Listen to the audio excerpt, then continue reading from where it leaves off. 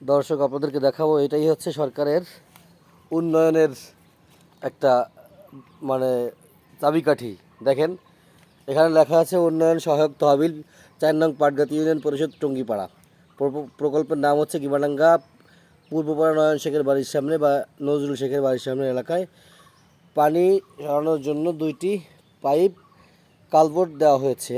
তো এই যে এটা হচ্ছে প্রকল্পর বরাদ্দ হচ্ছে 22-23-এ এবং 22-23-এই অর্থ বছরে বরাদ্দের পরিমাণ 2,49,500 টাকা বরাদ্দ করা হয়েছিল।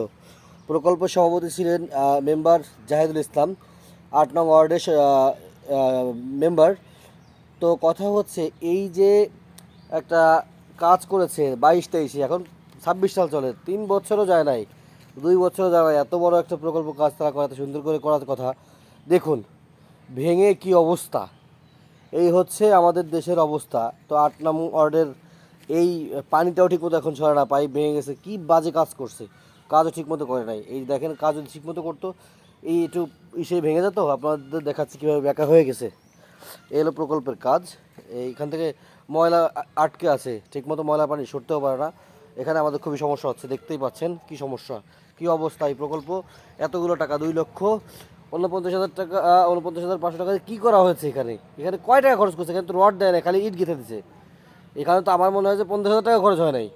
এরকম যদি প্রকল্পের কাজ চলে তাহলে এ দেশে কীভাবে এদেশের মানুষ একটু ভালোভাবে বসবাস করবে? আপনারাই বলুন, ভিডিওটি শেয়ার করুন।